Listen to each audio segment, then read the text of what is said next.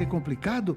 Eu te ajudo. Entra no canal detrandigital.sp.gov.br e assiste os vídeos que eu explico tintim por tintim. Vai por mim, vai pro Detran Digital. Detran.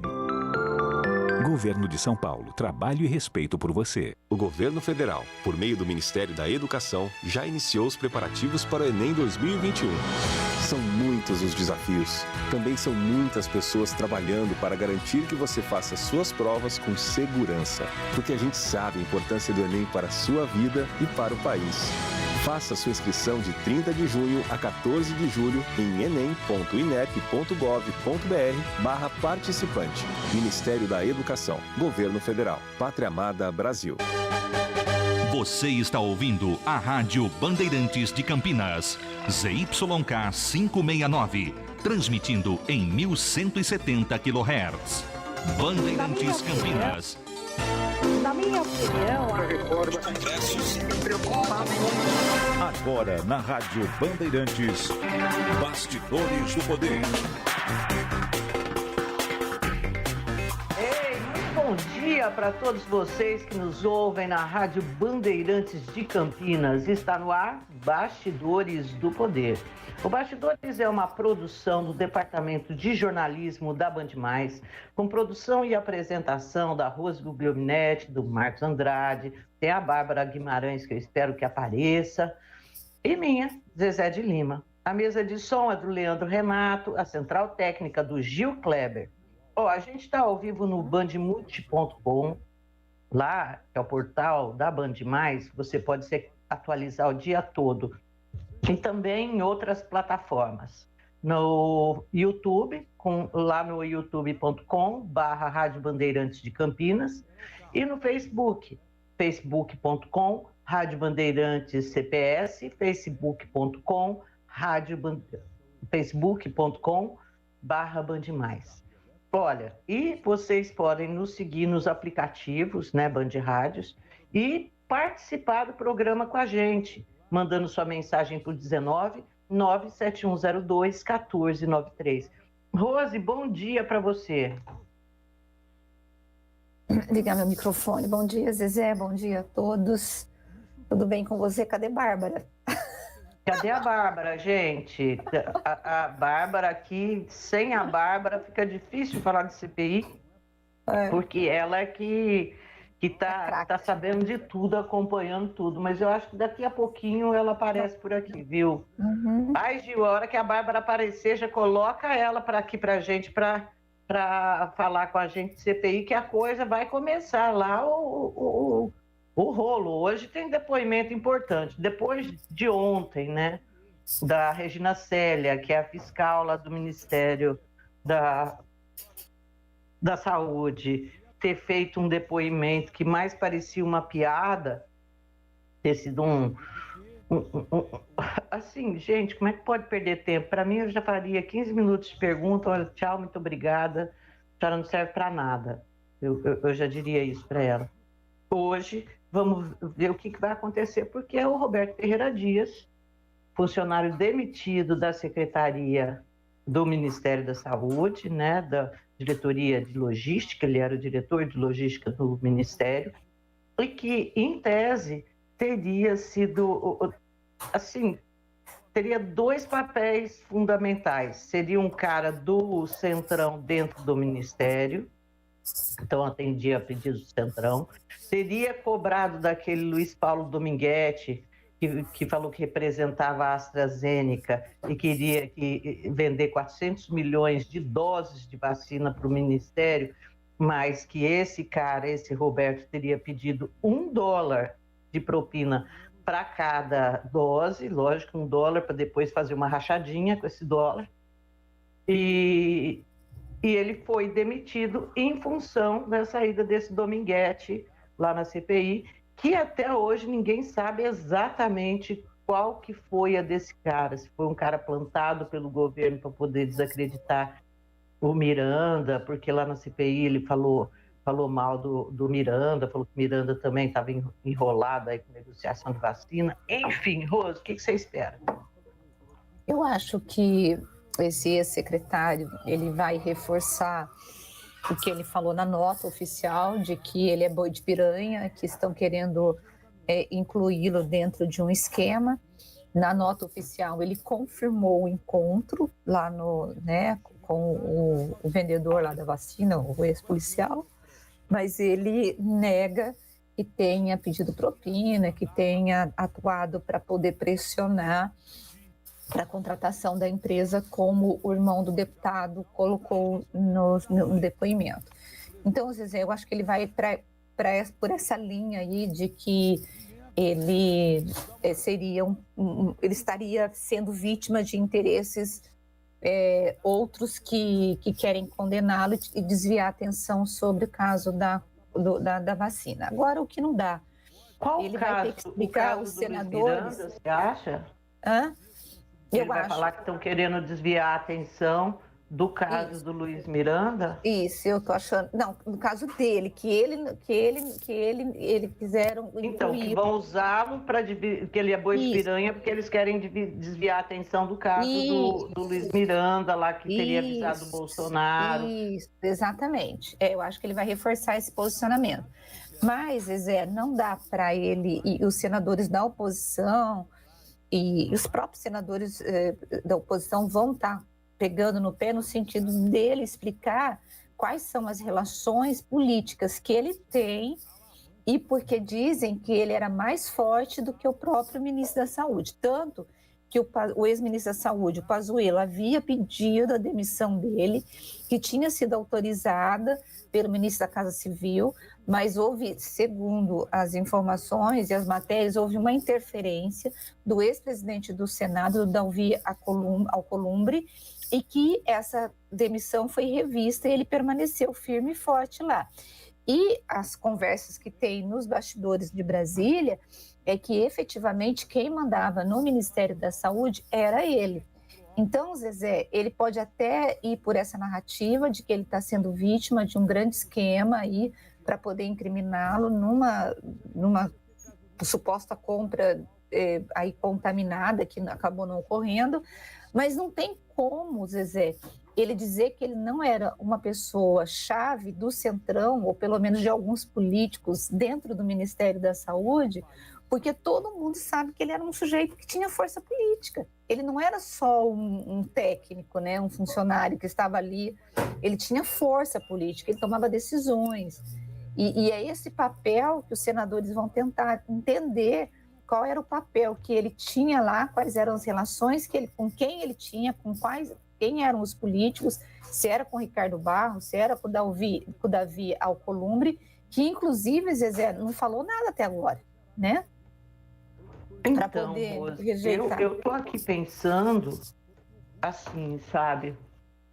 Esse cara, se ele era de fato estratégico, como se diz, ele tem rabo preso com os políticos.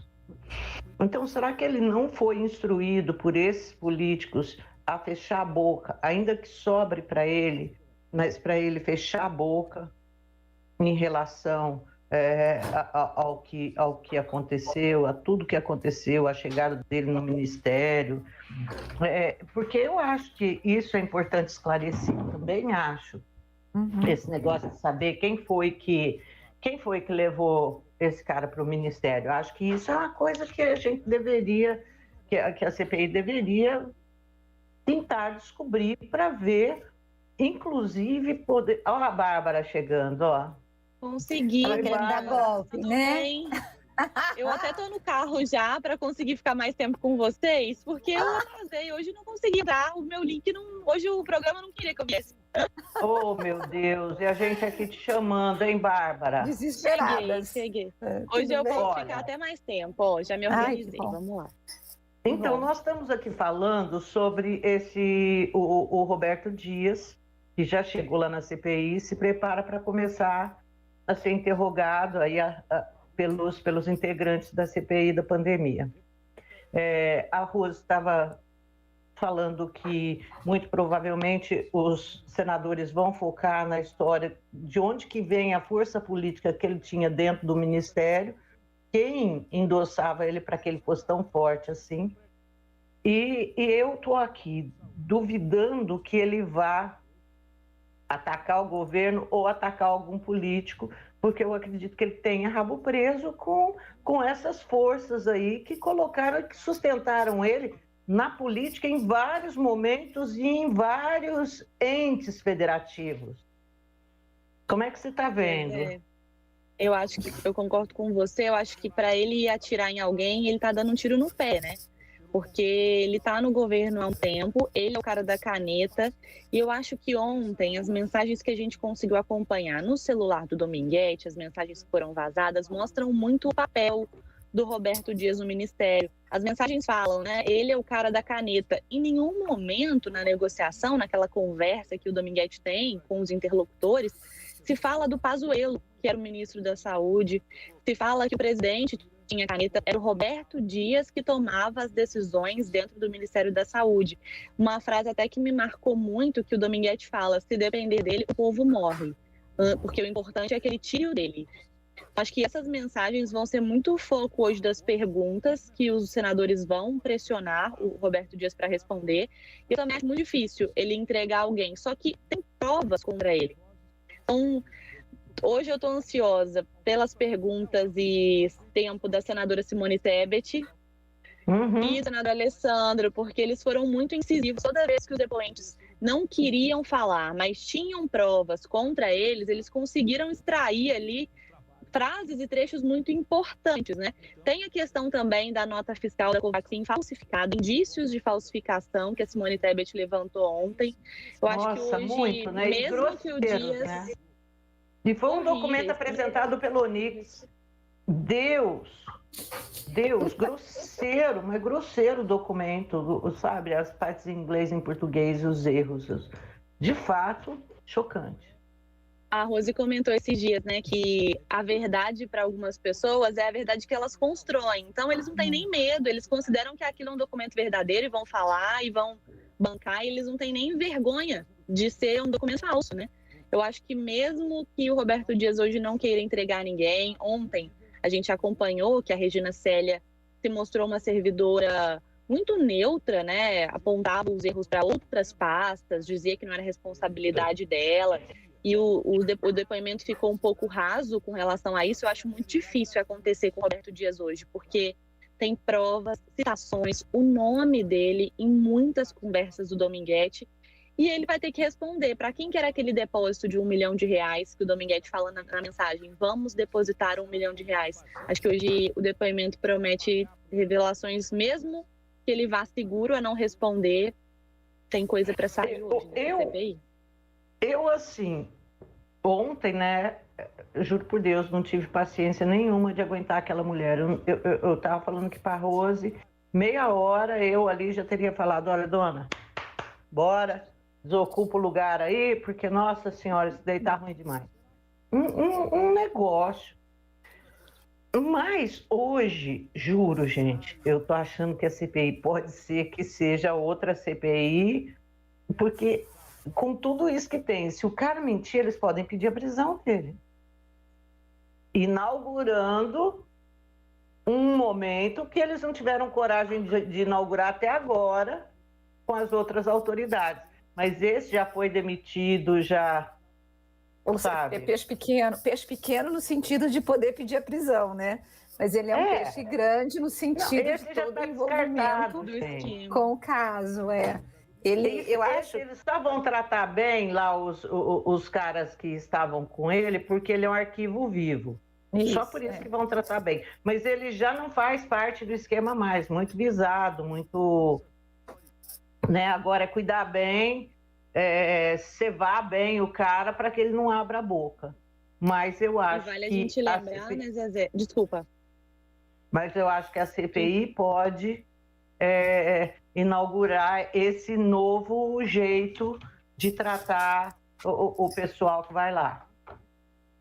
Bárbara? Zezé, te interrompi, desculpa, que deu um delayzinho aqui. Só queria comentar que em 2 vezes o senador Omar Aziz negou um pedido de prisão com o Fábio Van Garten e com o Dominguete. E ele sempre fala a mesma coisa: a gente não pode gastar essa carta à toa. Ele não rejeita pedir a prisão de alguém, mas ele fala que para pedir a prisão de alguém tem que ser alguém muito importante ou com uma ameaça muito grave. E eu acho que dentro do esquema da Covaxin, o Roberto Dias, ele é o principal envolvido. Hoje os senadores vão ter que decidir se eles vão mesmo buscar o dinheiro, se eles vão atrás de todo o esquema do Ministério da Saúde ou se eles vão passar um pano, aquilo que vocês comentavam ontem, né? Quando muitas vezes aperta, os senadores também podem desviar o foco, voltar atrás. Vamos ver como que eles vão se comportar. Eu estou ansiosa para esse depoimento. Eu só acho que o sujeito... Eu acho assim que eu estou ansiosa para saber quem são os políticos que estão atrás dele, para quem que ele trabalhava de fato, né? Que eu acho que é isso que é a grande... aquilo do Ministério, né, Rose? Oi? Que é do PP o Ministério, é do PP, não há dúvida. Isso sim. Que é do PP. Uma parte do Lira, uma parte do Barros. Uhum. Mas o que o Alcolumbre do DEM estava fazendo lá? Por que ele pediu para o sujeito continuar trabalhando? Por que ele intercedeu? Então, são Porque as ele era dúvidas. amigo daquele deputado lá, o tal, acho que Lupion. Então, não sei, são as dúvidas que nós temos, né? Isso. Então, mas o cara... rachadinha, né, gente? Pois é. Mas a gente tem aí, porque assim, falam que o cara mandava mais que o ministro, né, esse secretário. Então, é isso que a gente precisa tentar entender, né, Zezé? E esse esquema, se existir, é um esquema que não está só no contrato da Covaxin. Teria que se olhar outros contratos anteriores, você pode ter problema ali de corrupção nos contratos anteriores, né? Então, é assim, e ali pode ter um foco de corrupção. Eu acho que a CPI, ela tem aí a obrigação, né, de conseguir, mas ele não vai falar, né, gente? Eu acho que ele não... O que vocês acham? Assim, eu temo também que ele não fale, acho que tem esse instrumento da prisão, que por um outro lado também, para os políticos é até bom, prende, pronto, e aí a gente vai lá e te tira, sabe? Mente. Mas não entrega a gente.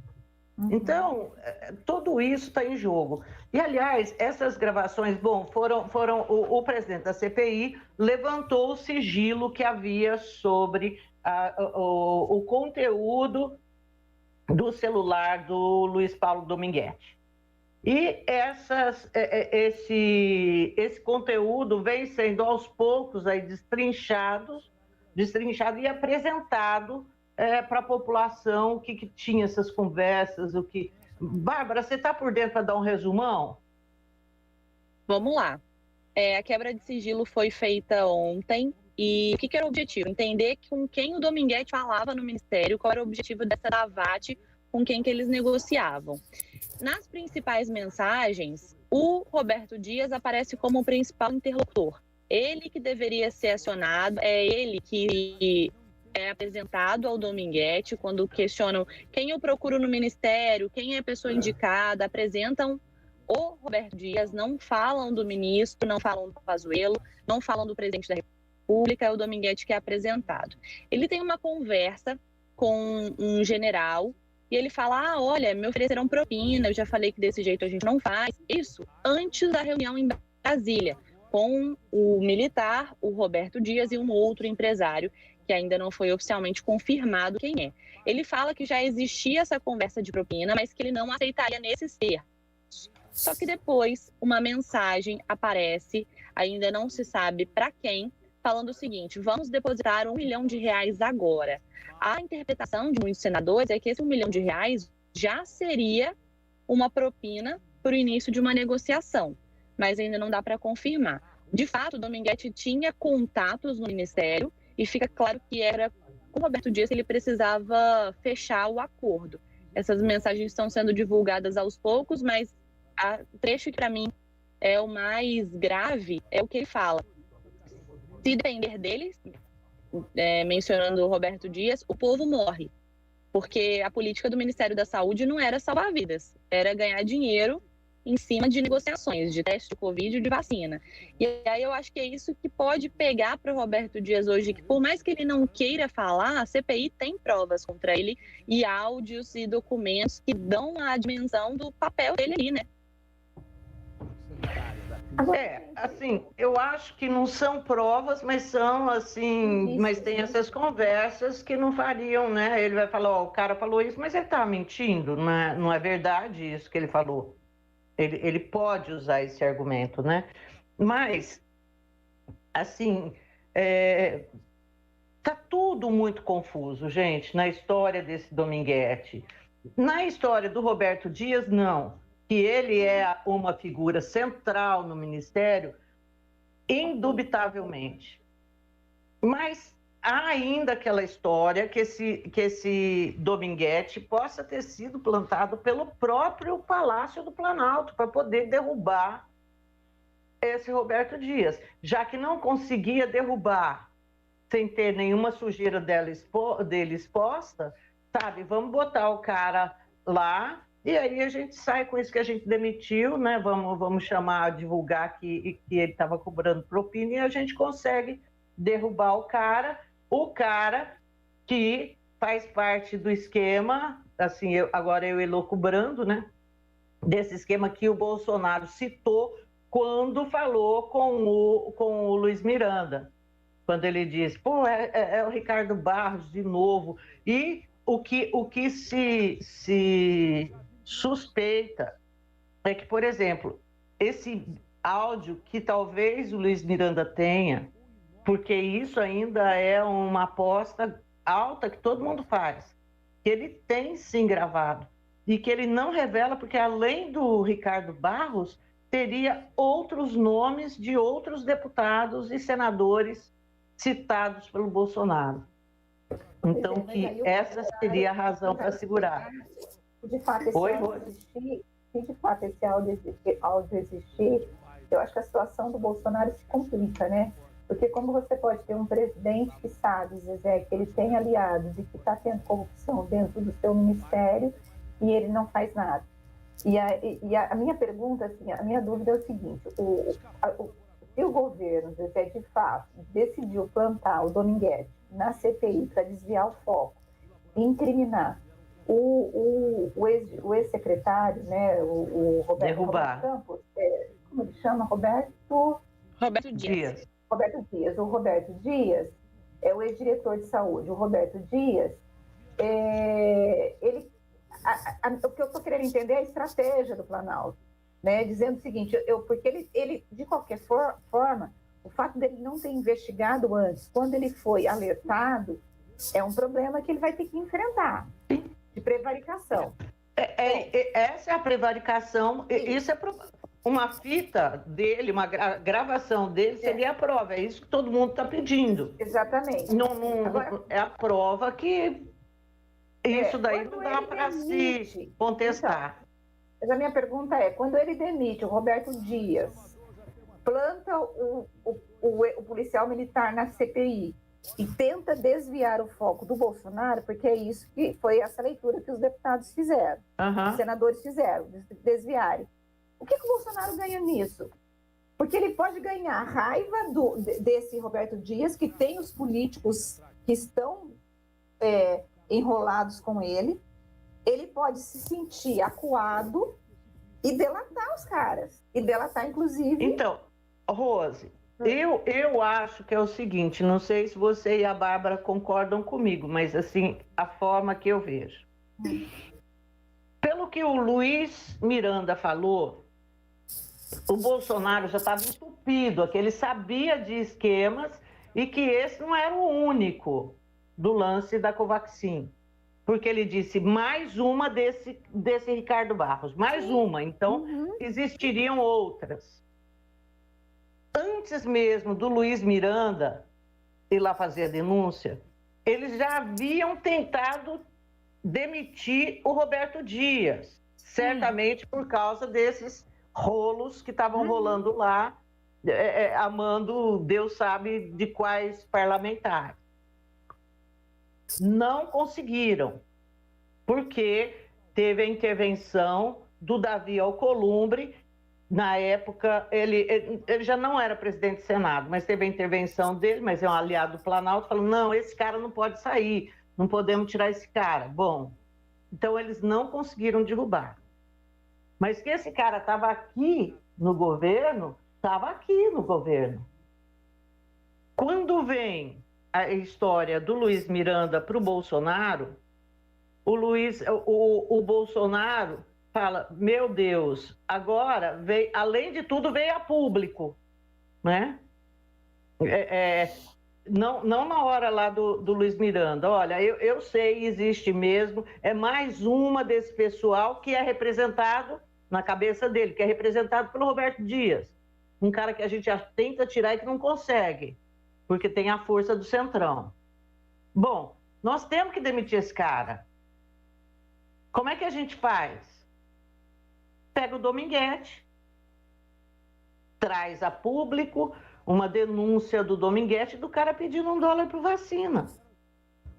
Aí não tem jeito de segurar, porque você viu, veio a público. Eu sei, mas então, mas assim que eu tô vendo. Então, mas o que ele eu ganha, entendo. ele começa a limpar o Ministério da Saúde do jeito que ele queria anteriormente. Teve a tentativa de desqualificar o Miranda, né? Mas que tudo depende do áudio, né? Eu acho. Até porque o Bolsonaro não fez o Bolsonaro não fez um enfrentamento ainda, dizendo assim, não falei isso pro Miranda. Não. Em momento nenhum ele falou. Ou seja, então ele falou, ele pode até desmentir, mas para ele poder dizer não falei, ele precisa ter certeza que não existe o áudio. E todo mundo fala que o Miranda costuma gravar, ele tem o costume de gravar tudo que ele fala em toda reunião, né? Exato. Então, ele mesmo na CPI falou isso, né, Rose? Ele falou assim, eu posso ter gravado aqui num tom meio de deboche. Não, eu não gravei, ele diz assim em alguns momentos. Eu não gravei, mas não era só eu na sala. Ele fala que podia ter gravado, depois ele... Então, assim, eu acho que assim, o depoimento já começou, né? É super aguardado. E agora é esperar o que a CPI vai conseguir tirar dele, né? Desse ex-diretor, né? Já chamou o Dominguete de picareta e não está disposto a colaborar, né? Bom, gente, eu sei que, olha, aqui está sendo uma loucura essa CPI. Agora, a CPI, ela tem que... Assim, ela tem altos e baixos. Mas, pelo amor de Deus, recobra o foco de novo, porque se hoje for como ontem, você já começa a ficar desanimado com o negócio, porque, gente, que chatice, né? Então, bom, mas aí eu fico perguntando se ontem, Zezé, se a servidora tinha o que oferecer ou ela não tinha nada mesmo. Ela era uma técnica que estava lá para poder responder e eles que ficaram tentando forçar. Qual foi a impressão que vocês tiveram? De repente era só...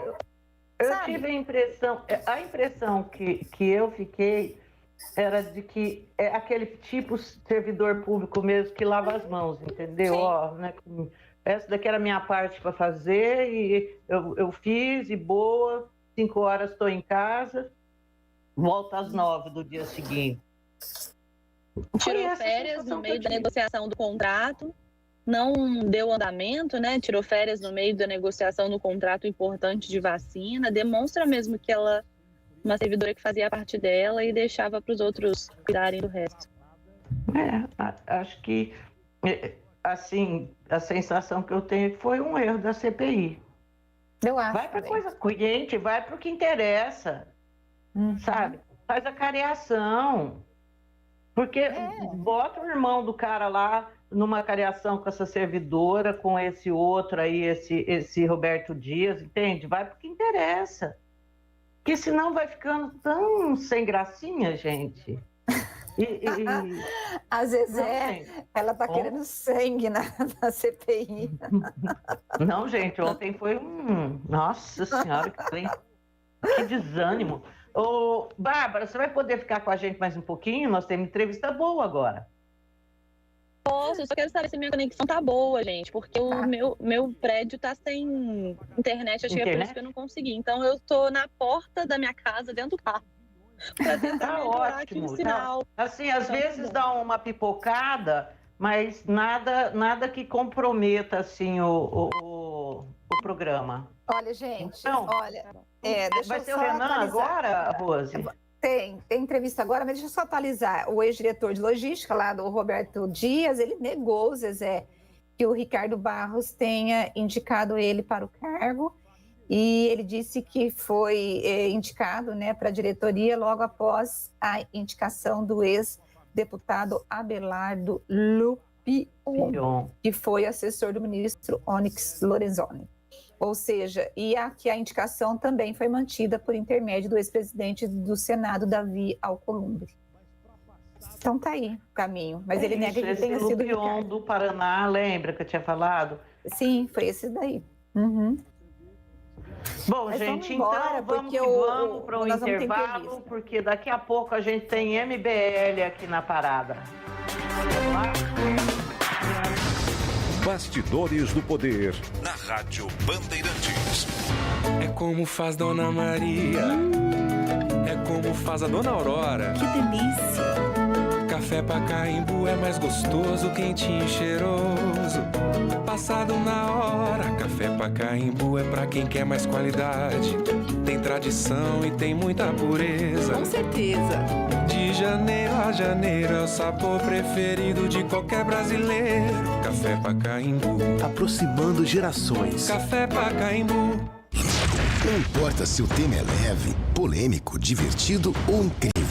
O que realmente importa é que você seja sempre o primeiro a saber. Bandemulti.com. Todo o conteúdo do Grupo Bandeirantes em um só clique. Notícias atualizadas de 4 grandes regiões do estado, a qualquer hora. Entretenimento, esporte, utilidade pública. A informação que você precisa. Acesse bandemulti.com. Saiba sempre mais. O governo federal, por meio do Ministério da Educação, já iniciou os preparativos para o Enem 2021. São muitos os desafios. Também são muitas pessoas trabalhando para garantir que você faça suas provas com segurança. Porque a gente sabe a importância do Enem para a sua vida e para o país.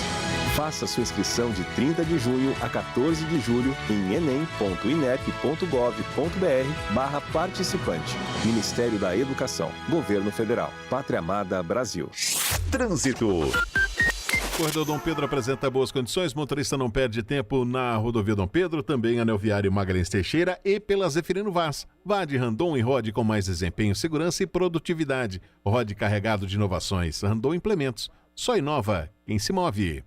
Agora, notícias da hora com Juliana Caetano. Com as notícias locais, nacionais e internacionais, direto da redação da Rádio Bandeirantes. O Ministério Público de São Paulo e a Secretaria da Justiça e Cidadania investigam dezenas de casos de pessoas que furaram a fila de vacinação contra a Covid-19 em todo o estado. Também estão sendo investigados casos de pessoas que tomaram mais de 2 doses de imunizantes. O Ministério Público registrou 56 denúncias de pessoas que furaram a fila da vacinação, sendo que 22 delas foram encaminhadas para a área criminal. As demais estão sendo analisadas pela área civil. Só na capital paulista, há 5 denúncias sendo investigadas na área criminal e 3 na área civil. Já na Secretaria de Justiça e Cidadania, foram registradas 27 denúncias até essa terça-feira, sendo 6 delas de pessoas que já tinham sido vacinadas com 2 doses e conseguiram tomar uma 3ª dose de imunizante. Você ouviu Notícias da Hora, aqui na Rádio Bandeirantes.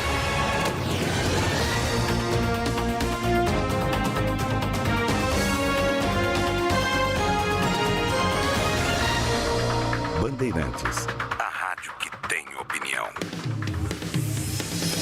Você está ouvindo Bastidores do Poder, na Rádio Bandeirantes.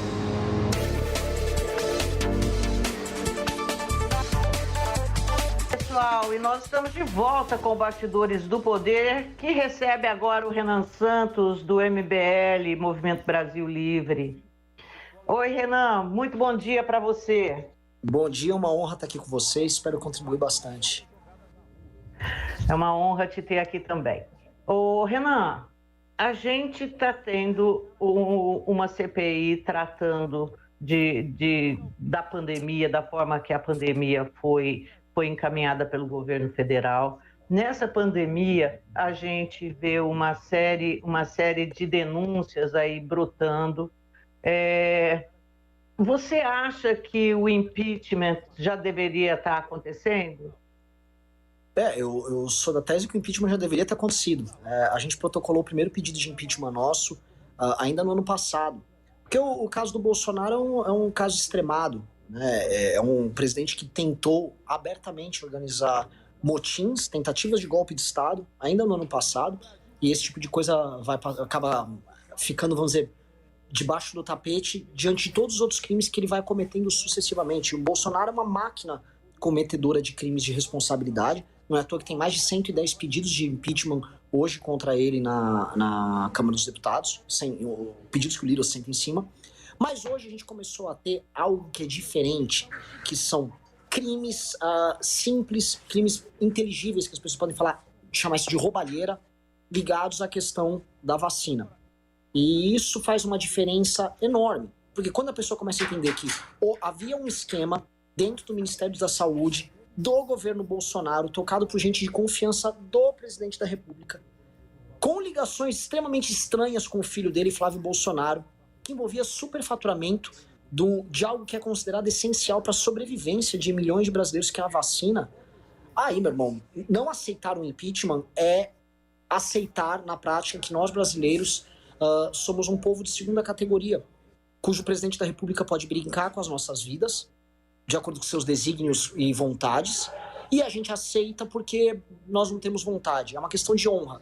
Não derrubar o Bolsonaro é permitir que qualquer presidente daqui em diante tenha isso como padrão. Então, veja só, se um presidente da República brinca com a vida dos brasileiros e permite que roubem, e muito, com vacina, quais serão os padrões com o próximo presidente da República? O que mais ele vai poder fazer? Porque nós derrubamos o Collor com a Elba e a Dilma com a pedalada fiscal. Aqui eu tô falando do argumento jurídico, não do político, que também faz parte do impeachment. O Bolsonaro, ele permitiu, vamos dizer, que a coisa ficasse mais ampla. Né? Então, assim, quer dizer, você pode então brincar com vida agora e não ser impeachmentado? E é uma decisão que nós temos que tomar enquanto civilização. Nós somos civilização, nós somos barbárie. Se a gente quiser ser barbárie, tá tudo bem. O Bolsonaro abre um padrão novo aqui de barbárie para os brasileiros que a gente vai ter que se acostumar. Eu não quero permitir isso. Eu acho que o caminho para a derrubada do Bolsonaro, político inclusive, não só jurídico, está aberto. Mas você acha que existe já um clima político para poder caçar o Bolsonaro? Eu tenho a impressão, Renan, que ainda não existe isso no Congresso e a CPI poderá, dependendo de como a CPI se colocar, ela poderá ajudar a acontecer isso, mas eu acho que nesse momento não tem. E aí, essa é a primeira pergunta, se tem o clima político. Uma outra questão é que o MBL, vocês trabalharam, né, e chegou a apoiar aí o governo do Bolsonaro na eleição. Você não acha que não havia dúvidas de quem era o Bolsonaro? Vocês sabiam quem ele era, né? Que ele era do baixo clero, que havia algumas denúncias já em relação a ele. Por que vocês decidiram dar esse apoio? Hoje são duas perguntas muito boas. Começar pela primeira, que é a questão política. Todo processo político, antes de ser político, ele é um processo. No sentido de que ele evolui com o tempo. Quando houve o impeachment da Dilma Rousseff, houve primeiro manifestações em 2014, ainda após a eleição dela, que eram chamadas de manifestações golpistas pelo PSDB, que era o principal partido de oposição à época. E a gente evoluiu de uma briga que nós tivemos com a oposição, e se a gente olhar, até julho de 2015, nós brigávamos era com o PSDB e com o DEM, para que eles aderissem ao impeachment. Para a gente ver o nível de quão minoritário era aquele movimento em termos político-institucionais. Né? Era um movimento que brigava com a própria oposição no começo. E depois ele foi evoluindo ao longo de 2015 para começar a se tornar majoritário, a ponto de no final do ano eu ter reuniões com o PMDB normais, o PMDB que é o partido do vice-presidente Michel Temer, trabalhando a articulação à época do impeachment da presidente. Ou seja, é um processo em construção. Qual a diferença da Dilma Rousseff para o Bolsonaro? Eu não quero me estender muito, mas qual é a tese que a gente trabalha aqui?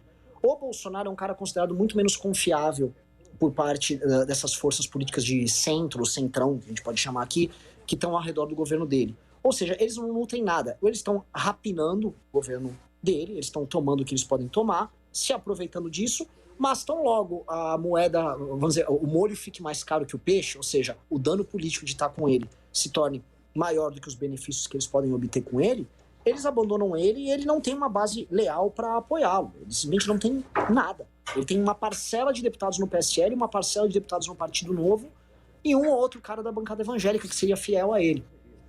Ele ficaria sozinho nisso. Qual é o nosso papel? Organizar manifestações e uma pressão de fora para dentro, no Congresso, que esgarce essa fraca aliança política dele, e aí você vai tendo um efeito debandada, que aí gera outro efeito. É um processo vivo.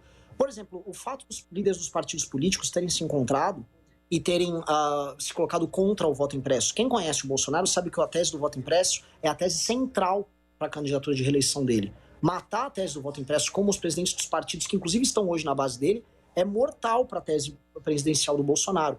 O Kassab já está se pronunciando para isso. Todo mundo que conhece o jogo político sabe que o Kassab tomar uma posição pública já é um ato muito corajoso. Então, o Kassab já se pronunciou falando, olha, o impeachment é possível. Então, é um processo. E a gente confia no processo. Sobre a sua segunda pergunta, veja, a gente já teve brigas com a família Bolsonaro desde 2014. Brigas públicas com eles. Nunca a nossa relação com eles foi uma relação boa. Quando o Bolsonaro fez aquele discurso lamentável à época do impeachment da Dilma Rousseff, falando do Ustra, nós fizemos vídeos atacando o Fernando Holliday, que hoje é vereador, hoje ele não está mais no MBL, na época fez um discurso muito pesado contra o Bolsonaro, brigando com o Bolsonaro, atacando ele. E o Kim, às vésperas da eleição de 2018, disse que o Alckmin seria um presidente melhor que o Bolsonaro, mas no segundo turno entre Bolsonaro e Haddad, a gente apoiou o Bolsonaro. A gente não nega que a gente fez esse apoio no segundo turno, fizemos campanha, divulgamos ali, porque tinha uma escolha. A gente tinha o que para nós era a certeza de um fracasso, que era o governo do PT, a gente veio de um governo do PT, e a incerteza de um cara que estava acenando lá com Paulo Guedes e tal. Erramos. Hoje eu não cometeria esse erro. Hoje eu votaria nulo num cenário PT contra Bolsonaro. A gente errou nisso, a gente fez uma meia-culpa pública em 2019 por ter não só errado em ter feito campanha naquele processo, mas errado em ter tido um discurso político que permitiu a ascensão do Bolsonaro. E dali em diante a gente tem lutado para defender nossos valores de uma forma diferente e para combater esse cara. E eu acho que a gente vem cumprindo um papel importante nisso. Bárbara. Oi, Renan, prazer, tudo bem? Eu estava com um probleminha de conexão, não sei se a gente conseguiu se falar antes da entrevista, mas vamos lá. Quando você fala em votar nulo na eleição do ano que vem, muitas pessoas estão sendo atacadas, né, nas redes sociais diante desse discurso, justamente porque o Bolsonaro é visto como um candidato que vai contra a democracia. Então, apoiar o outro lado, sendo o PT ou não, é visto como um ato democrático. Como é que você vê essa sua declaração e você avalia, né, quem pensa desse jeito, que acha que o Bolsonaro é um político que vai contra a democracia brasileira? Eu avalio o PT também como um partido que destruiu a democracia brasileira e a gente está vivendo esses farrapos institucionais por conta do trabalho que o PT vem organizando desde a década anterior. Quer dizer, nem anterior, né? A gente está em 2021. A gente, desde o primeiro mandato do Lula. Se vocês perceberem, o Lula saiu... quando o Lula contratou especialmente o João Santana, e o João Santana falou, vamos dividir o Brasil em dois. O Brasil que você está trazendo Bolsa Família, e vamos atacar o Centro-Sul, que foi o argumento utilizado já na eleição de 2006, o Lula fez aquela divisão clara entre dois Brasis e uma polarização e um nós contra eles, que ele plantou a semente da discórdia, depois ele comprou o parlamento através do Centrão, o que é, vamos falar a verdade, a gente critica o Bolsonaro por isso, o que é uma destruição do sistema democrático, que é sujeitar um poder ao outro na base da compra, na base da propina, que foi o Petrolão na prática, ele não deu estatais para, sei lá, amigos dele. Ele deu para presidentes e nomes importantes de partidos políticos, porque ele estava comprando o apoio dele. Então, o que houve naquele período foi a destruição do nosso sistema institucional. E aí, com base nisso, houve manifestações. Houve 2013, que foi como se fosse uma febre que eclodiu. As pessoas saíram nas ruas contra algo que elas não sabiam explicar. Em 15 e 16, elas já sabiam explicar. É o PT, tiraram o PT do poder. E em 2018, já, vamos falar, quase uma ressaca, numa embriaguez de ódio que as pessoas estavam do fracasso do sistema, as pessoas colocaram um cara lá que achavam que ia revolucionar isso. E o remédio era pior ainda. E o jogo piorou. Então, crer que o retorno do PT, que é sim vingativo, que estava endossando gente que estava batendo em manifestante nesse último fim de semana, é um retorno a alguma normalidade? Não é. É a continuidade de um processo de crise. Então, nós não vamos... eu, pessoalmente, eu falo isso, mas digo isso pelo Kim, digo por outras pessoas, nós não vamos votar no PT contra o Bolsonaro, nem no Bolsonaro contra o PT, porque eu não quero ter essa marca para carregar. Eu já tenho a marca de ter votado no Bolsonaro. Agora, Renan, qual que é a saída? Porque você tem hoje nas pesquisas, você tem uma polarização, Bolsonaro e Lula, né? Alguns chegam a dizer que o Bolsonaro não vai nem para o segundo turno, mas eu não consigo ver uma saída de um nome que possa ser aí o candidato desse eleitor, que não é nem eleitor do Lula e nem eleitor do Bolsonaro, porque a gente já tem muita gente que votou no Bolsonaro que não vai votar, que está órfão, né? Mas eu não consigo ver esse nome hoje no Brasil. Sim. Vocês... Pode falar, Zezé? Não, eu quero acrescentar a sua pergunta. Pode acrescentar. Pode acrescentar. Do MBL, o MBL foi um movimento muito forte aí 2013, 2014, na época do impeachment. O que sobrou daquele MBL de 2015, né? E quanto do MBL foi ser bolsonarista? Porque eu vejo nomes aqui de Campinas que eram MBL, que hoje ficam xingando a gente aqui no YouTube, no Facebook. Fala pra gente, qual o poder do MBL, assim, inclusive para ajudar com nome? Interessantíssimo das perguntas. Posso falar, tá bem legal o bate-papo com vocês. Primeiro, o que a Rose levantou. Essa é a grande pergunta. Eu fico um pouco, Rose, frustrado por o fato do MBL não ser um partido. Né? Eu não tenho uma legenda, porque eu vejo os presidentes, eu converso com os presidentes do partido, me dá até raiva a falta de visão, a falta de leitura sobre o processo como um todo. Há uma faixa eleitoral, há um público que repudia o Lula e o Bolsonaro claramente. A rejeição dos dois é gigantesca. Há essa faixa. Os pressupostos estão todos dados aí, em termos de valorativo, ou seja, o que as pessoas esperam num candidato.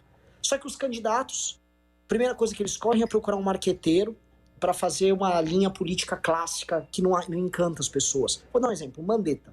Mandetta quer se comportar como um politicão. Nós vivemos hoje no tempo das redes sociais. As pessoas querem causas. Antes de, eu quero um candidato, eu quero uma causa, eu quero uma bandeira para segurar, eu quero uma verdade para defender. E eles não estão dando. O cara vai lá e me corre para um marqueteiro, para um discurso insosso. Mesma coisa os partidos que sentam para conversar com marqueteiros e ver o que nome de 100... Tasso Gereissati. Alguém lá vai sair de casa para fazer campanha pro Tasso Gereissati. São umas coisas, assim, eu vejo o pessoal falando, eu falo, dá vontade de desistir. Agora, por dever de ofício e por fazer parte de um movimento político que busca sempre ter um horizonte positivo, eu não posso desistir. A dificuldade, Rose, que você colocou, eu não vou falar que ela não existe, que ela não está dada. A dificuldade que você colocou é uma dificuldade real mesmo. E ela existe e ela persiste porque as lideranças políticas no Brasil, desculpa o termo, são um lixo. Tanto em termos de inteligência política, porque eles devotam a inteligência política basicamente para acumular poder, fundo partidário e cargos, e estão sempre em qualquer governo de ocasião que apareça, quanto na vontade genuína mesmo de fazer algo novo, algo diferente, de entender o poder da representação, de representar o ser das pessoas. Então, assim, a gente está trabalhando, a gente está convidando pessoas de fora e de dentro da política para participar de conversas, de debates, e eu acho, e esse é o ponto, Rose, o processo de impeachment do Bolsonaro é necessariamente o processo de construção de uma candidatura alternativa. Não que as manifestações do Bolsonaro sejam isso, tá? As manifestações são manifestações para tirar o Bolsonaro, mas se elas funcionam, elas geram um processo histórico. E esse processo histórico ele é vivo, e por ser vivo, lideranças vão surgir nisso. Tá? Então, mas você acha que... pode responder da Zezé. Você que manda, se quiser. Não, responde da Zezé. Pode responder da Zezé. Zezé, o seguinte, o MBL, ele é uma instituição que vai evoluindo conforme o tempo, né? Então, ele começou como um movimento muito agregador, tinha muita gente de muitas nuances de direita no seu começo, e ele foi escola para muita gente. Então, assim, a quantidade de deputados federais e estaduais que passaram em algum momento pelo MBL é enorme. Eu tenho orgulho deles? Não. Nem um pouco, para falar a verdade. Tem gente bizarra. Felipe Barros foi do MBL. Tem gente ruim que a gente tem pelo menos o mérito de ver e se livrar. Todas essas pessoas que você pode estar falando que estão xingando vocês aí e tal, essas pessoas não são mais do MBL, que a gente tem uma política de ir limpando, ir trocando e defendendo nossos valores. O que nós erramos posso falar, o grande erro, Zezé, foi naquele processo de derrota do PT, de crescimento desse campo da direita, a gente não ter percebido a ameaça, o monstro que estava sendo nutrido ali, né, essa besta que foi montada, essa besta irracional, oportunista, sectária, agressiva, que o bolsonarismo é a face mais óbvia, mas ela tem muitas faces, e não ter enfrentado ela a tempo. E isso me, assim, abrindo o coração, isso me tira o sono. Quando teria sido a tempo, Renan? 2017. Tá. 2017. Antes, então. A gente poderia, final de 2016, começo de 2017, a gente poderia realmente ter impedido isso. E que nome que haveria lá? Com quê? Com quais instrumentos, ferramentas? Pô, Zezé, tô super abrindo o coração aqui para vocês ao vivo. A gente, no começo de 2017, quando o Dória ganhou a eleição para prefeito, ele chegou a bater nas pesquisas da Paraná Pesquisa por volta de 10, 11, 12% para presidente. Ele teve um boom ali na época. E a gente falou, pô, esse Dória defendendo reformas, privatizações e tal, ele responde o anseio dessa massa de pessoas que está se formando nas redes sociais. Só que ele crescia nas pesquisas à época ao passo que o Bolsonaro crescia. Só que ele crescia proporcionalmente mais. O Dória não entendeu o fenômeno. A gente era próximo dele, a gente conversava com ele não entendia o fenômeno. Ele era muito oportunista também, e ele começou a soar falso para as pessoas. Mas teve um evento, Zezé, que foi o evento que foi definidor da eleição de 2018.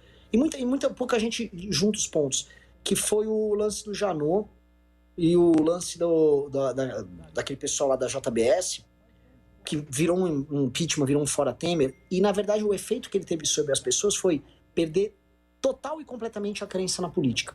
A crença na política deixou de existir ali em 2017. E dali em diante o Bolsonaro começou a nadar de braçada, e se vocês forem ver, o Bolsonaro venceu a eleição, não foi exatamente na facada. O Bolsonaro venceu a eleição quando teve ali o rescaldo disso, que foi a Revolução Caminhoneira em 2018. Quando houve manifestações e houve um apoio popular na casa dos 73%, por uma greve de caminhoneiro irracional que as pessoas achavam que era uma greve contra o sistema. Ali era o colapso da política e o colapso da vontade das pessoas em fazer uma coisa de forma institucional. Como foi o impeachment da Dilma? Que foi institucional. As pessoas apoiaram e pressionaram deputados para votar dentro do legislativo pelo impeachment dela. Dali em diante virou várzea e a gente passou a viver nessa várzea. E a gente não impediu, e esse é o nosso grande erro histórico. E vocês têm uma várzea que foi montada aí, que você trabalha com a pós-verdade e com o movimento que apoia o Bolsonaro, que toda essa tua fala, ou a fala de qualquer pessoa que seja um pouco mais lúcida, é tida como persecutória, como os inimigos. Então, eu acho que é uma perversidade bem grande. Agora, você não acha que essa desesperança que você apontou lá em 2017 e essa descrença na política, ela não aumentou ainda mais, agora com o governo Bolsonaro, com tudo que a gente viu em relação à Lava Jato, à absolvição, a lei da improbidade? A impressão que o brasileiro tem, ou pelo menos o brasileiro que consegue ter um pouco aí de avaliação, é de que nós retrocedemos e muito em relação ao combate à corrupção. E aí, Renan, a minha pergunta primeiro, se você concorda, né, depois você pode comentar, mas o fato do MBL ter participado, ou de não ter percebido quem era esse Bolsonaro e esse governo, não pode ter desgastado vocês no sentido de que vocês também não conseguiram criar uma liderança que pudesse responder, e o MBL também já não tem mais aquela credibilidade que vocês tinham lá atrás, porque lá atrás o MBL, quando vem para cima, começa a fazer o movimento contra a Dilma, vocês apareceram com uma voz aí de uma modernidade, defendendo um Estado menor, privatização, um povo jovem, mas que, de repente, vocês perderam essa credibilidade ao longo desses últimos anos. Você concorda ou não? Eu não concordo, porque, na verdade, ninguém nos tratava com credibilidade quando a gente começou. A gente vocês eram ouvidos. A gente é mais ouvido hoje. A gente muito mais representa, muito mais. A forma, inclusive, que a imprensa nos trata hoje é muito diferente da forma como a imprensa nos tratava. Inclusive, parte desse problema que a gente está vivendo é porque tratavam não só nós, como qualquer voz dissonante à época, no campo da direita, como maluco.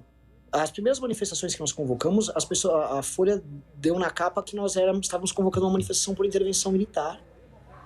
A gente era tratado como louco. O Kim, quando falava, a imprensa primeiro fazia chacota e depois dava um espaço na mídia, tratando como um objeto exótico. O Kim passou a ser valorizado. O Arthur, a mamãe falei, né? Ele esteve aqui com o Kim. Eu me lembro que a gente, depois do programa, ao vivo, na TV, a gente deu uma discutida com ele e eu falei para ele, olha, vocês precisam tomar cuidado com a forma como vocês estão falando, usando a internet, jogando essa questão do ódio, que isso vai virar, porque vocês podem ter noção do que vocês estão falando. Mas isso é um gatilho para quem não tem um parâmetro e isso vai virar uma nocividade no futuro. Eu tenho a impressão que a gente tem esses ódios aqui, a Zezé mesmo falou, esse povo do MBL que xinga a gente hoje. Mas, Rose, o povo do MBL hoje não xinga vocês. Não, hoje não, claro que não. Hoje não. Mas teve Rose, um momento mais radical lá atrás. Rose, né? mas os movimentos políticos radicais, isso precisa ser dito porque existe uma certa complacência com eles. Sempre fomos da esquerda. Veja assim, você tem um influenciador que é o Jones Manuel, que foi elogiado pelo Caetano Veloso e que é inspirador dessas manifestações que aconteceram fora Bolsonaro, que ele é stalinista, ele é abertamente stalinista. Ele é desbragadamente stalinista. Houve uma manifestação recente de diversos formadores de opinião de esquerda falando que membros do MBL, se forem uma manifestação anti-Bolsonaro, tem que tomar porrada. E eu tô falando isso pra você porque isso sempre foi normalizado dentro do debate político brasileiro. E a crítica que foi feita por nós por muito tempo à imprensa, que normalizava esse tipo de comportamento, ela continua válida porque está sendo normalizada agora. Deram porrada nos meninos do PSDB, que foram na manifestação lá de esquerda, agora tomaram porrada do PSTO. Aí saem notinhas aqui e ali, mas ninguém está sendo chamado de monstro, ninguém está sendo tratado como tem que ser tratado. Então... E o problema do bolsonarismo é que o bolsonarismo via isso. Vejam só, o bolsonarismo via esse duplo padrão e ele falou, já que esse duplo padrão existe, eu vou exercitar esse tipo de radicalismo. Porque ele começou a achar, porque isto começou a alimentar teorias conspiratórias para eles, e ele começou a achar que, olha, isso aqui é uma grande guerra cultural e nós temos que ir para a guerra com todas as armas que nós temos à disposição, dentre elas a mentira. E o problema que está dado, assim, a crise que o bolsonarismo gera, pessoal, o bolsonarismo ele não surgiu do nada. E a gente, como sociedade, não adianta a gente se eximir todas as nossas culpas. O bolsonarismo, ele surge como uma reação. Ele é uma reação a algo. E ele não é uma reação a um país e um debate público que estava perfeito, bonito, lindo, maravilhoso, e aí surgiram eles malvadões. Eles são um sintoma de um outro mal. E esse mal também tem que ser tratado. E a gente tem que ter honestidade. Quando eu falo, igual eu falei, ó, erramos aqui, ali, ali. Beleza, erramos. Só que hoje a gente tá aqui, de cara limpa, indo pro debate público, muito relevantes. Ou seja, a natureza do MBL mudou, mas quem barrou, vocês falaram agora há pouco da PEC da improbidade, quem barrou a PEC da impunidade 3 meses atrás foi o MBL. Foi uma articulação do MBL, foi a MBL em redes sociais. Quem passou agora e obteve os votos para conseguir a emenda anti-privilégios foi o MBL. O Arthur Duval teve 10% para prefeito de São Paulo.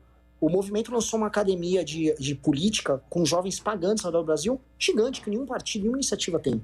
Então, assim, a nossa natureza mudou e a gente está hoje conseguindo crescer através dessa credibilidade nova que nós temos. Que é uma credibilidade que vem nisso. Eu venho aqui, Rose, você vai me apontar uma série de erros, e não erros que eu cometi, e eu vou debater com você. Quando eu errei, eu vou assumir. Agora, eu queria que outros agentes políticos da direita bolsonarista, que nunca vão fazer isso, que não tem vergonha na cara, a esquerda fizessem. E eles nunca fazem. E ficam girando em falso. Eu acho que esse é um problema, sim. Renan, bom, o MBL não chamou ninguém para ir para a rua. A gente tem uma doença aí que matou meio mundo. Então, a gente até entende as dificuldades. Mas essa contenção, ela tem a ver com a doença ou ela é estratégica? Tem alguma estratégia no meio que a gente não conseguiu ver para o MBL não se envolver ainda com o movimento de rua? Zezé, desculpa. Zezé, o lance é o seguinte. Manifestações cujos signos são identificados, não só por nós, mas pelas pessoas que nós queremos mobilizar, como signos que afastam, não vão funcionar. O MBL está numa manifestação que tem o PCO, Partido da Causa Operária, discursando e falando que temos que tomar porrada, que as privatizações foram um erro, que o Lula tem que estar livre. Isso não faz sentido para as pessoas que a gente quer convocar. E não adianta, assim, tem a questão da pandemia, que eu minoro, tá? Porque para mim, assim, se o Bolsonaro tivesse saído ano passado, e as pessoas tivessem aglomerado, e o Bolsonaro tivesse saído ano passado, ia ter morrido centenas de milhares de pessoas a menos do que morreu. Então, se eu fosse fazer um cálculo meramente utilitário, tirar o Bolsonaro é uma questão sanitária. Mas, entrando na questão prática de mobilização, as famílias que nós convocamos, em geral de classe média, que vão da classe C à classe B, para ir nas manifestações de 2015 e 2016, elas não se identificam com aqueles signos que estavam presentes nas manifestações de esquerda, que são signos considerados por elas ofensivos em certa medida. E isso precisa ser entendido. E esse é um problema que eu sei que grandes lideranças da esquerda, principalmente as mais inteligentes, entendem. E é um problema que a esquerda tem que lidar, porque a esquerda não consegue... a esquerda tem um piso, ou seja, ela tem uma base militante grande, mas ela também tem um teto que ela não consegue furar, porque ela não consegue se livrar desses signos. Veja, assim, você vai numa manifestação e você quer ser abrangente, você não vai ficar falando que o Lula é um herói nacional. Então, isso é uma manifestação pró-Lula. Beleza, façam lá suas manifestações pró-Lula, não quero interferir na manifestação pró-Lula do cara. Agora, não ache que uma pessoa que votou no Bolsonaro e tá brava com o Bolsonaro lá, vai lá chorar e celebrar o retorno do Lula. Isso não vai acontecer. Então, nós não vamos participar disso. Na segunda-feira a gente falava aqui sobre as manifestações que aconteceram no sábado, né? E esse foi um ponto que eu achei também. Que a manifestação ela não tinha extrapolado a bolsa da esquerda, aquele bolo da esquerda. Era o povo da esquerda e um povo que, ao meu ver, não pressiona Congresso hoje para derrubar Bolsonaro, para derrubar ninguém. Mas você acha que vai ter um momento em que esse outro povo, que é um povo, o restante do brasileiro que não é lulista, ele vai estar na rua? Você acha que esse momento está chegando? Ou você acha que depende assim, de outros fatores e quais são esses fatores? Olha, eu trabalho para isso.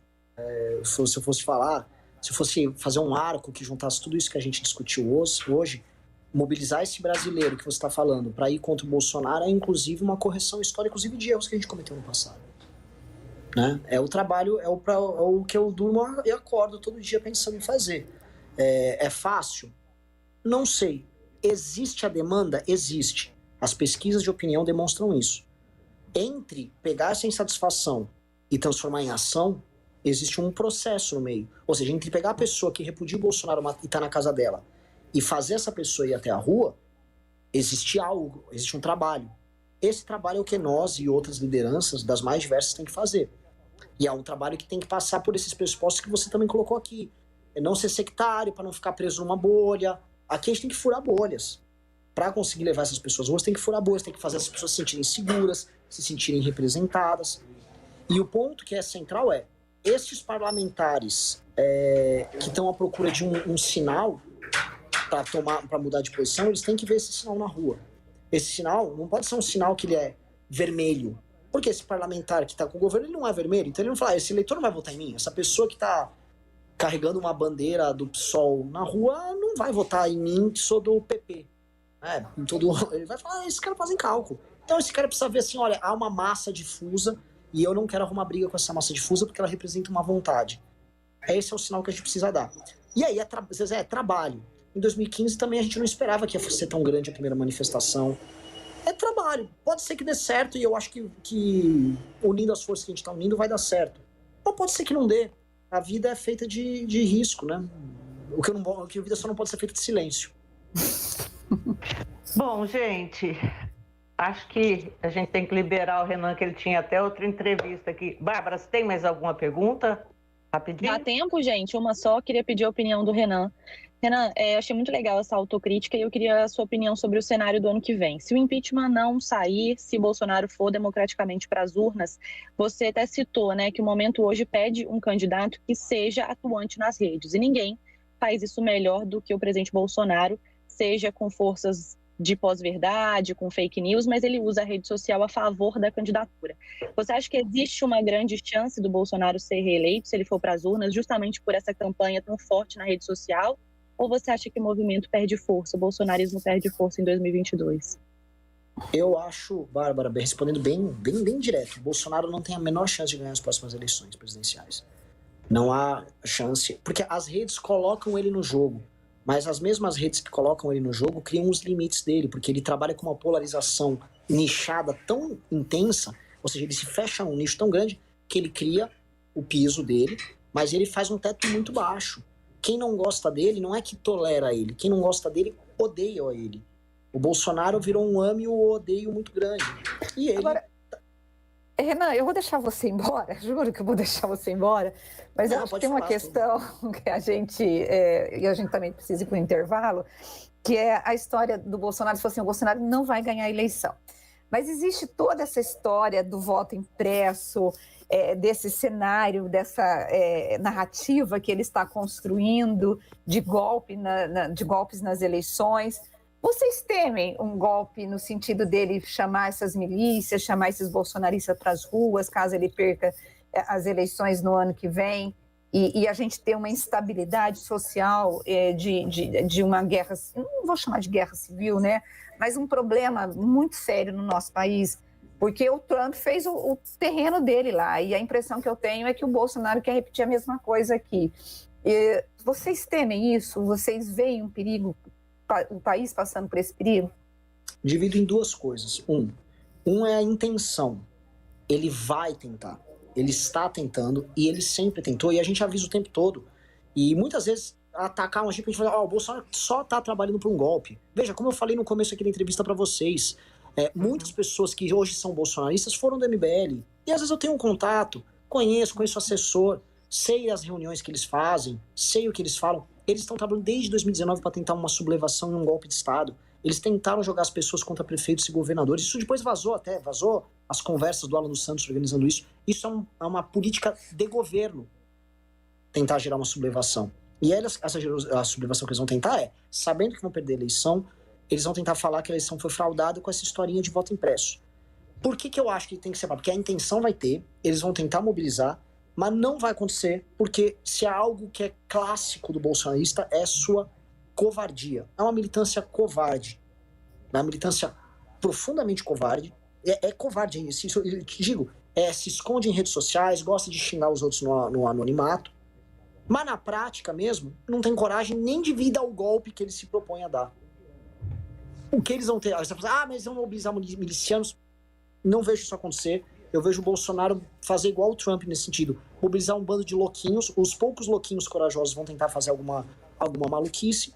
Só que, como a gente já tem um exemplo histórico do Trump, como todo mundo vai estar vacinado para as estratégias do Bolsonaro, eu não acho que o Brasil vai passar por uma ruptura institucional.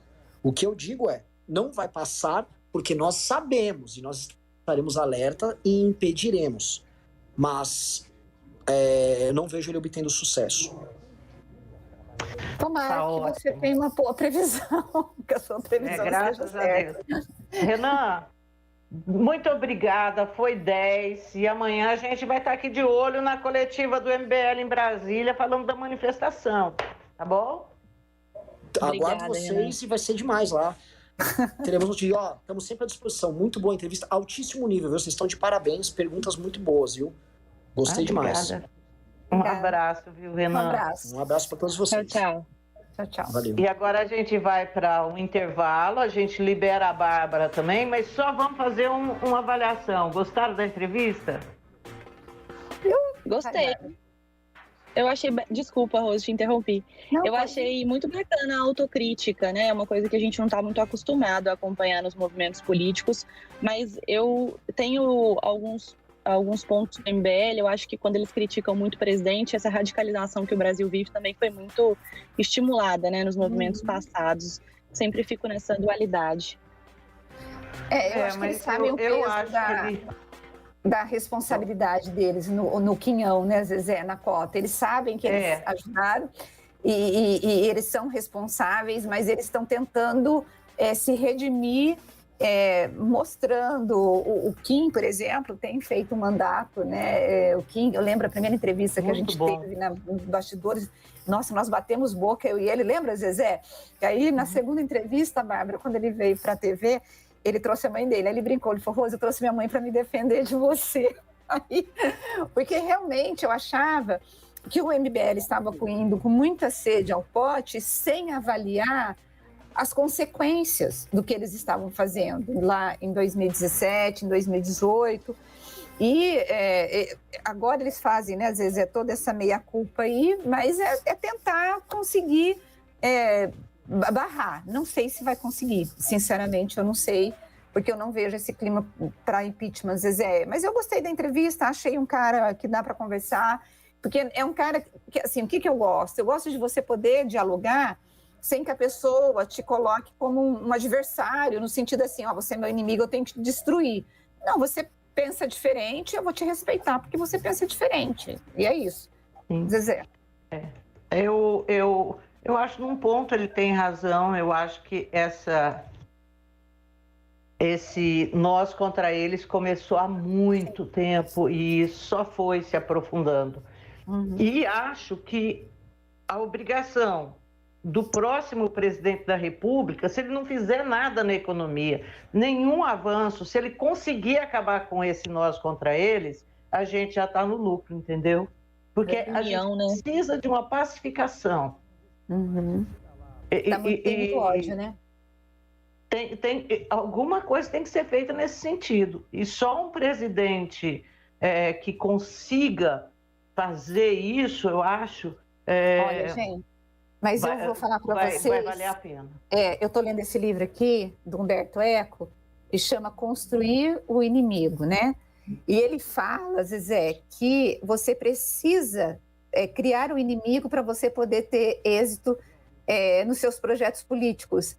Ou seja, talvez essa pacificação que você quer, que eu queira, não seja a estratégia dos políticos, porque eles precisam criar o inimigo para poder combater esse inimigo, conseguir aliados e conseguir vitória, inclusive nas urnas. É muito legal, viu, esse livro, viu, meninas? Esse é o problema, né? Bom, Bárbara, muito obrigada por ter ficado aqui até agora. A gente gostou. Foi 10, adoramos. Eu que agradeço. Amanhã sem problemas técnicos, prometo. Não, se tiver aí no carro, é um ótimo escritório. Amamos esse carro, tá bom? Beijo pra você. Beijo na TV daqui a pouco. Beijo. Até, beijo. E nós vamos agora para um intervalo, coisa rápida, e voltamos em seguida. Bastidores do Poder, na Rádio Bandeirantes. Sabia que o Detran agora é digital? É Detran Digital e já tem vários serviços que podem ser feitos direto do seu celular, sem fila, sem aglomeração, sem trânsito. É só baixar o aplicativo do Poupa Tempo e começar a resolver tudo por lá. Tá achando que vai ser complicado? Eu te ajudo. Entra no canal detrandigital.sp.gov.br e assiste os vídeos que eu explico tintim por tintim. Vai por mim, vai pro Detran Digital. Detran. Governo de São Paulo. Trabalho e respeito por você. Campeonato Brasileiro 2021 na Rádio Bandeirantes. Todos os jogos de Guarani e Ponte Preta com a melhor transmissão de futebol. E a equipe esportiva de maior audiência do interior. Narração com emoção. Comentários com credibilidade. Um show de reportagens. Futebol é com a Rádio Bandeirantes. Apoio Rocha Autopeças. Há 28 anos oferecendo peças de qualidade com preços justos. Acesse rochaautopeças.com.br. Telha Norte. A Telha Norte tem tudo para você viver a sua casa. Acesse telhanorte.com.br e aproveite. O governo federal, por meio do Ministério da Educação, já iniciou os preparativos para o Enem 2021. São muitos os desafios. Também são muitas pessoas trabalhando para garantir que você faça suas provas com segurança. Porque a gente sabe a importância do Enem para a sua vida e para o país. Faça sua inscrição de 30 de junho a 14 de julho em enem.inep.gov.br/participante. Ministério da Educação, Governo Federal, Pátria Amada Brasil. Trânsito. Quem utiliza a Via Expressa Valdemar Pascoal não encontra dificuldades em toda a sua extensão. Passagem pelo Bosque do Jequitibá, são boas as condições na Marcondes Salgado. Também apresenta boas condições a Princesa do Oeste nos 2 sentidos. Coxinha de frango, bacon, cebolinha quirera, eu sei que já deu água na boca. Nesse inverno, prato de quirera caldo bom deixa tudo mais gostoso. Caldo bom, por que não festa julina? Agora, News Drops com Henrique do Vale, direto de Nova York. E os esforços de busca e resgate no local do colapso do condomínio que caiu na Flórida continuam com força total, mesmo com a tempestade tropical Elsa, trazendo vento e chuvas para a área. As equipes de resgate recuperaram mais 4 corpos ontem, elevando o número de mortos confirmados para 36, incluindo 29 que foram identificados. Outras 109 pessoas continuam desaparecidas. As autoridades têm esperança de encontrar alguém vivo nos escombros e ainda há mais terreno para as equipes cobrirem. As chances de ouvir boas notícias, no entanto, diminuem a cada dia. E o furacão Elsa deve chegar à costa oeste da Flórida ainda nesta manhã ou no início da tarde. Milhões de pessoas estão enfrentando uma onda de tempestade com risco de vida e fortes ventos e chuvas que podem criar inundações ao longo da costa.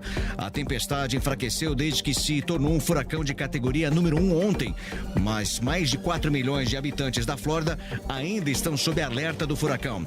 Avisos e alertas de tempestades tropicais também foram emitidos no estado da Geórgia, nas Carolinas e também em Virgínia. E para fechar o nosso boletim de hoje, a variante Delta agora representa mais da metade dos casos de coronavírus aqui nos Estados Unidos. Talvez não seja coincidência que as áreas que apresentam picos também apresentem baixas taxas de vacinação.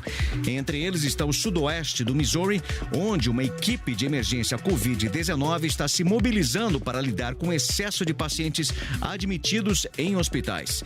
Embora os especialistas em saúde afirmem que as vacinas disponíveis agora oferecem boa proteção contra as variantes mais recentes, uma análise do governo israelense diz que a vacina da Pfizer parece ser menos eficaz contra a variante Delta do que as outras cepas. Outros cientistas e autoridades médicas dizem que é muito cedo para tirar conclusões desse estudo. Você ouviu News Drops aqui na Rádio Bandeirantes.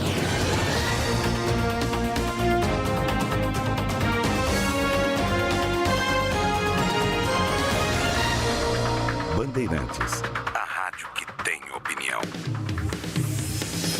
Você está ouvindo Bastidores do Poder, na Rádio Bandeirantes.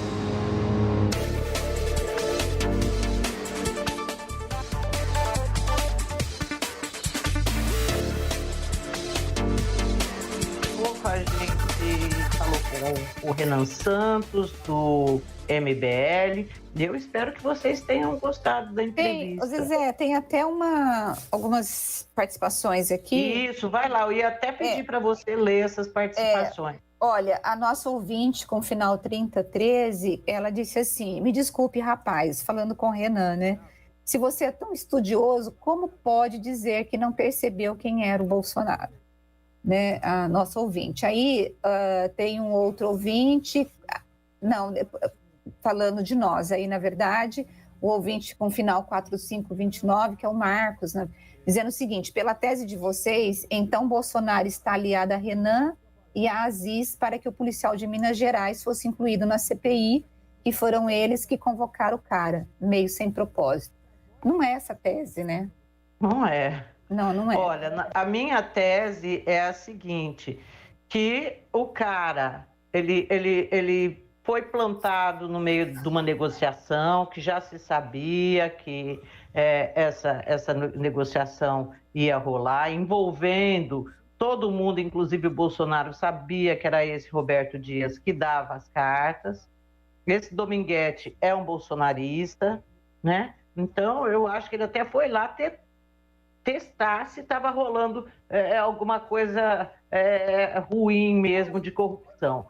Como ele falou, está rolando, acho que passou para o governo que estava rolando, e aí começou toda a história dele denunciar a questão aí na mídia, e aí a CPI convocou ele, porque a CPI convocou porque isso é uma matéria falando que ele estava denunciando que o tal Roberto Dias havia cobrado $1 para cada dose de vacina de propina. Isso. O Marco Bedin, Zezé, ele diz que sempre essas mesmas figuras que ajudaram a dar poder ao Bozo e destruir o país, é uma piada a gente ouvir reclamações desse tipo. E ele disse que o Bozo só ganhou a eleição porque o Lula não pôde participar e que porque ele estava fora e que o Renan está por fora da política. Marco Bedin. Eu não sei. O Renan por fora da política, Marcos, sinceramente, é essa coisa raivosa de esquerda e de direita que enche o saco, sabe? E o Luiz Fabiano assim, Bernardes. Sobre ter feito tudo para o Bozo ganhar, era o Bozo ou era o Haddad? Muita gente achava que o Haddad ia ser pior do que o Bozo. Eu votei nulo, porque eu não acreditava no Haddad. Sabe, você colaborou, então, para botar esse presidente antidemocrático? Eu colaborei pensando que ele seria diferente. Aliás, eu colaborei porque eu não votei em nenhum nem outro, porque eu achei que o Haddad fosse ser exatamente o que havia sido Dilma e Lula, e eu não queria a volta daquilo mais. Então, eu simplesmente votei nulo, falei que se dane. Não queria nunca ter chegado numa eleição numa situação em que tivesse essas duas opções e que eu não acredito em nenhuma delas. Não acreditava lá e não acredito agora. É esse o problema. Olha, deixa eu ver aqui, o Fabiano Bernardes disse que o MBL hoje tem menos credibilidade que o PSOL. Vai lá, eles vão para a rua, nunca no país irá se ver manifestações tão pífias. Zezé está dizendo que não tem aí nenhuma credibilidade. Enfim, eu acho que tem credibilidade, e eu acho que inclusive o PSOL, gente, olha, você tem aí como ele chama o líder do PSOL? O menino que foi candidato a prefeito, Zezé, que foi candidato a prefeito. Mas o Freixo foi embora para o PSD, Não, Freixo, né? não, Freixo aqui de São Paulo. O Boulos. O Boulos. O Boulos, gente, ele foi muito bem votado na última eleição, né? Eu acho que temos que ver o que MBL vão para a rua, vão conseguir. Agora, amanhã vai ter essa coletiva, como eu disse para vocês, que eles vão estar falando sobre movimento de rua. O Renan não prometeu encher rua nenhuma, né, Rose? Oi? O Renan não prometeu encher rua nenhuma. Não. Falou, vamos ver. Mas, tá enfim, vai ter essa coletiva amanhã, vamos ver o que vai rolar. Agora, eu vejo hoje aqui no nosso Facebook, no YouTube, figuras que foram MBL xingando a gente hoje, aí eu penso quanto teve de dissidência, quantos são MBL hoje, porque uma tantada muito boa virou bolsonarista, né, Rose? Virou, muito. Nossa Olha, Zezé, o Tandy Negrão disse que o ódio ao PT fez o povo ficar cego, sendo que tinham candidatos melhores e mais preparados. Realmente, você tinha outros candidatos lá que poderiam fazer esse papel de centro, né, Zezé, de um candidato, né? Sim. Mas, olha, Zezé, eu acho que, eu não sei quem é o 7142 com o final 7142, disse assim: Rose e Zezé, eu amo vocês. Ok, eu também amo vocês, eu não sei se eu não consigo ver aqui quem é, nem a foto, mas tá aí, Zezé, disse que nos ama. Ainda bem que o nosso ouvinte está aí pra gente. Gostoso. Ou seja, é bom, porque no meio de tanto ódio, né, ele está dizendo, eu amo vocês, que bom. É uma delícia isso. Bom, Rose, deixa eu só te falar um negócio. Ontem você me perguntou se o dinheiro que foi devolvido era dinheiro roubado da conta da prefeitura, se era dinheiro rastreado ou se foi o próprio banco que devolveu. Foi o próprio banco que devolveu, por isso a prefeitura retirou o processo, né? Eu conversei ontem com o pessoal que está investigando o caso da polícia e já foram identificados algumas pessoas de algumas contas que já estão sendo ouvidas, e essas pessoas, no primeiro momento, às vezes estão dizendo que são laranjas, que sequer sabiam dessa história, porque o dinheiro foi parar na conta delas e tal. O que a polícia está fazendo? Pediu a quebra de sigilo bancário e fiscal, só que como tem que pedir para a justiça, demora um pouco até permitir essa quebra. São contas aqui de Campinas, de pessoas que moram em Campinas, mas pessoas também que moram em outros estados. Então, a quadrilha, ela pulverizou o depósito dessa grana da prefeitura. E a prefeitura, então, vai continuar com a sindicância interna e a Polícia Civil vai investigar, porque eu conversei com o prefeito ontem e ele falou, não, a gente quer saber, né, o que aconteceu, o que de fato, quem que está por trás e conseguir identificar essa quadrilha que roubou o banco. Então, não foi o banco que decidiu devolver. Agora também não tinha muita saída, né, Zezé? Porque o banco permitiu a transferência de um dinheiro que nem era da prefeitura. Porque nós tínhamos lá, a prefeitura tinha 1,5 milhão depositado de saldo e o restante não tinha. Então, o banco autorizou a transferência de um saldo inexistente. Quem mandou a mensagem amo vocês foi a Valquíria Barbieri. Ai, que bom. Valquíria também, a gente que também delícia, ama você, Val, viu? Obrigada. Obrigada. Olha, Rose. Fala, Zezé. Gente, deixa eu só dar mais uma informação. Deixa eu dar uma informação que eu acho que é super mega importante, que eu já vou jogar no portal. A Prefeitura de Campinas, ela vai abrir, a partir das 17 horas de hoje, a vacinação, o agendamento da vacina contra a Covid para as pessoas com 37 anos ou mais, que já vão poder, Zezé, se cadastrar para poder para poder se vacinar. Serão disponibilizadas 40 mil doses. Aí a pessoa precisa se cadastrar no site da prefeitura, que é o vacina.campinas.sb.gov.br ou pelo telefone 160. Com isso, o Carlos Giacomelli, que é o nosso editor aqui da Bandeirantes, vai parar de ficar com aquela história que eu brinquei outro dia, dizendo que ele parece o burro do Shrek, que fica...